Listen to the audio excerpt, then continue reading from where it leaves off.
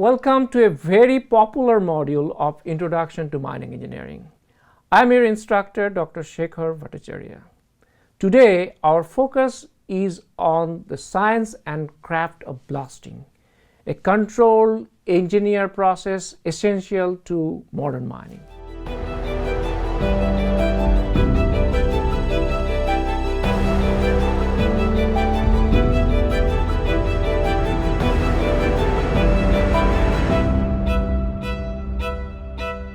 First, why do we blast? Blasting fragments rocks for easier excavation, transport, and crushing. It ensures proper fragment size, minimizes secondary breakage, and it reduces energy consumption. It's essential in both surface and underground mines, as well as we also use it in construction and tunneling process. Second, how do we blast? Blasting begins with designing the pattern, drilling holes, loading explosives with primers and initiators, sequencing timing delays, and inspecting post-blast outcomes. Each stage must meet geotechnical requirements and safety protocols. There are several different types of explosives. Blasting agents like ANFO, which is ammonium nitrate and fuel oil, and water-resistant emulsions, they dominate today's mining operations. ANFO is economical for dry holes, while emulsions and slurries, they are more preferred in wet or unstable environments. ANFO density ranges from 0.75 to 0.95 gram per cubic centimeter, and the detonation velocities, they're up to 15,000 foot per second. Whereas the emulsions, they can reach all the way up to 18,500 foot per second. Now, there are some blast design fundamentals we should be aware of.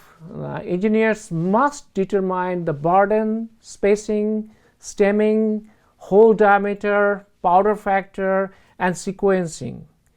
Calculations, they use empirical methods. There are a lot of tables for that. Then the software to optimize fragmentation, while they also want to limit the vibration for safety and other reasons. Adjustments are made based on rock hardness, stratifications, and the desired muck file shape. Let's talk about bench versus drift blasting. Bench blasting is used in surface and room and pillar mining with larger diameter holes, sometimes between 3 and 15 inches diameter.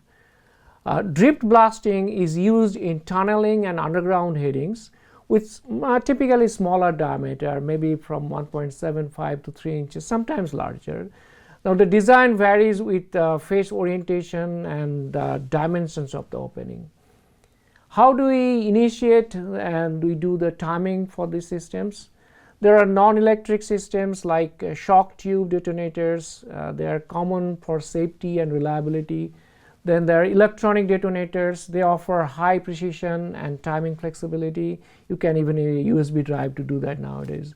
The old electric caps are being phased out due to some stray risk, and there are different types of risk in that.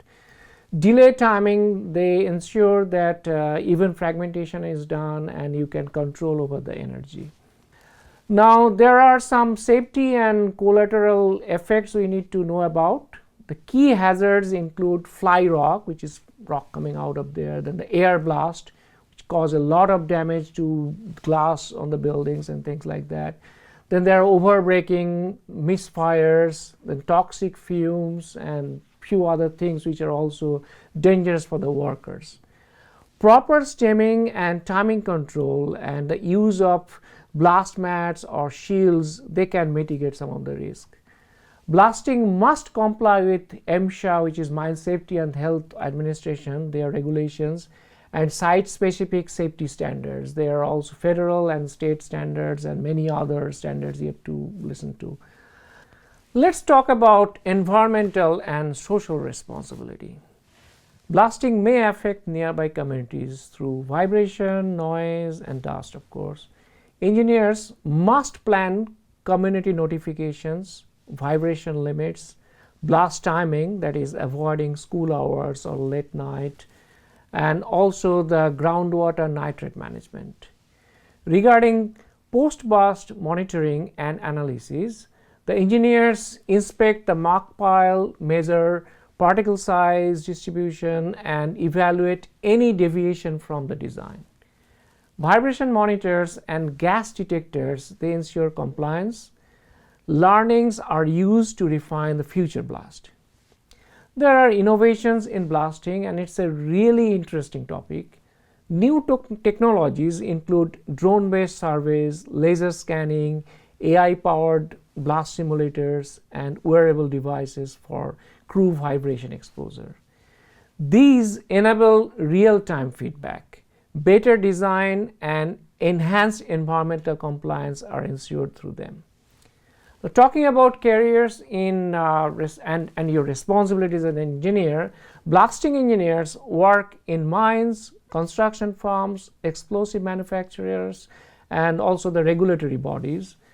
Their work demands safety, precision, ethical accountability, and also public trust. In closing, blasting is more than rock breaking. It's engineered precision. Every blast impacts safety, productivity, and sustainability. As future engineers, your responsibility is to blend science with stewardship. Well, we'll see you soon again with another module of Introduction to Mining Engineering. Till that time, keep learning and stay safe.